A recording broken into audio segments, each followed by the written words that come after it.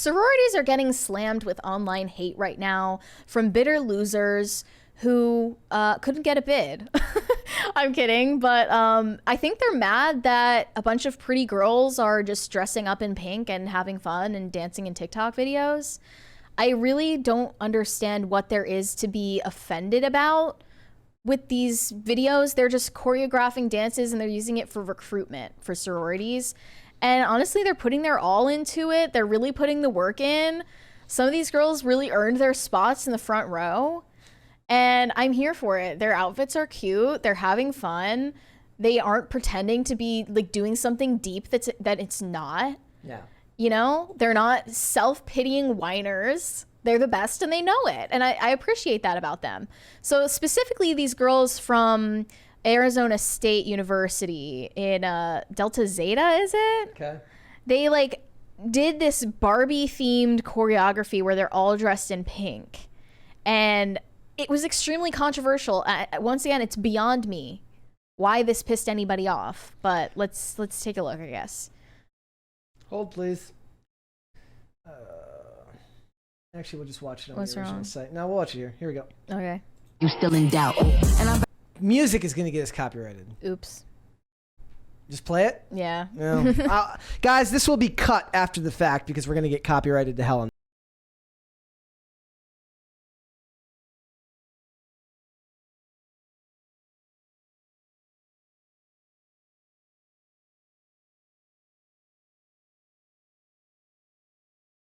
They're having fun? Is that what it is? I think they're also mad that, you know, it's an exclusive club of some sort, and that goes against the leftist dogma of inclusivity above all. And they think it's too white. And it's, yeah, and they're mad that it's predominantly white girls with blonde hair in the video, which, I mean, I don't know what to say. Like, they're obviously not allowed to racially discriminate. It's just a mostly white school. I saw specifically a lot of praise for the ASU girls from Nina, or Zernu, who's been on the show before. She actually went to ASU, and she doesn't exactly fit the like blonde, tan white girl that goes to ASU. This is the ASU Delta Zeta Instagram, and it is a sight to behold. Just wow, amazing. She said, I love ASU girls. You objectively must be hot to attend ASU. The acceptance rate is 88%, so you can be a pure bimbo with easy classes. You must like to wear mini shorts and crop tops for most of the year to survive the heat. And she said, people mocking sorority girls dancing make me so mad. Beautiful girls of a certain complexion having fun and prioritizing their beauty instead of pretending to be femcells or doing OnlyFans. They should be worshipped. Those girls will be married after college and have kids after. Which is probably true. Yeah, absolutely this is what it looks like to have some kind of social cohesion. And it's important to realize, like, they prioritize being hot and thin and well-dressed and beautiful without selling their sexuality online. Yeah. That's a great sight to behold. It's great. And I don't know, like, what response they were hoping for here, but, like, it's working. Yeah. Whatever it is, like, it's an aspirational image to sell to people, and it makes people want to join your club, you know? Here's another one without music, though. Because I think this must be a different one. Alabama. Alpha, yeah, Alabama sororities are notoriously cult-like. I've learned. Oh, play the disturbing, scary one that I sent you. This one? No. That one. Yeah. Okay, here we go, guys. Hi, I'm Maddie, Recruitment Vice President. I'm Caitlin, Chapter President. I'm Jean Marie, Formal Recruitment Chair. We've been waiting for you all summer, and we're so glad you're finally here.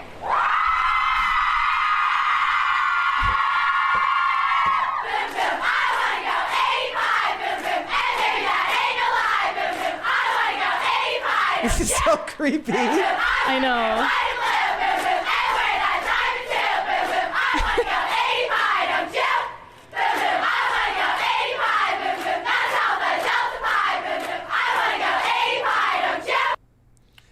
It's literally the gnashing of teeth and wailing that comes from hell. And all of these women, if they don't get married and become stay-at-home moms, they become the Tiffany Gomez's of the world. The trophy wives and marketing girlies with laptop jobs of the world, and we need them to keep this economy going.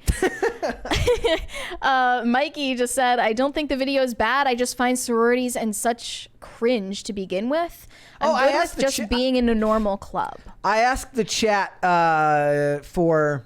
Yeah, we asked you guys, do you think that fraternities and sororities are based or cringe? Yep. And I knew this would be a little bit split because, I mean, some people see the merits in having an exclusive club that is basically like, at least according to the stereotypes, for Nepo babies, for, classist, elitist people, to get a leg up in life, have networking connections, have something to put on their resume. Thank you, guys. When in reality, they're kind of just paying to have friends. It's not very split. It's 76% say cringe. I'm ending the poll.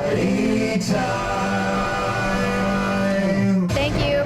76% say sororities and frats are cringe. So it's not based on gender. I don't think that they're cringe. I think that they do have some evil occult practices, especially fraternities at a lot of these very old schools. Like, I was talking to this guy who goes to college in Virginia. Like, last year, I was asking him about his fraternity because he's like one of their ritual keepers. Okay? That's what they call you. He's a ritual keeper. Yep. And it's a very old school. They have very old rituals that they do with each other. And I was like, be honest with me. Is it kind of gay? And he was like, yeah. Yeah, it's kind of gay. Like, they, spank each other with paddles, and they do weird sexual hazing rituals that I don't even want to repeat here.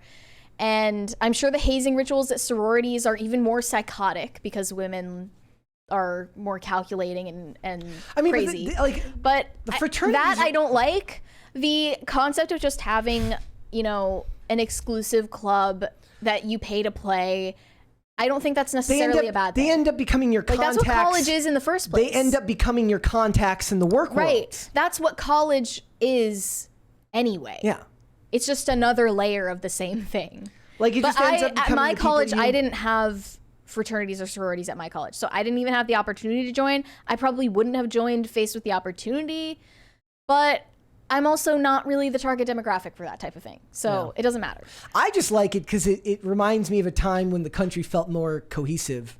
Like, it was it was a staple of American tradition, right? Like, it feels like in a world now where media attention is given to literally everything but what was once considered mainstream and normal and average, like the idea that there's some focus going back on things. Like, it's like when I see I saw a video the other day where it was like all of the Miami Dolphins, like they were doing cheerleading tryouts and stuff for the football season. I'm like, I was like, I'm surprised they still even have cheerleaders in football, or that they have tryouts and you don't just get affirmative action hired. But not just that, but also like I said, all the girls who do like stunt cheerleading all seem like the happiest people.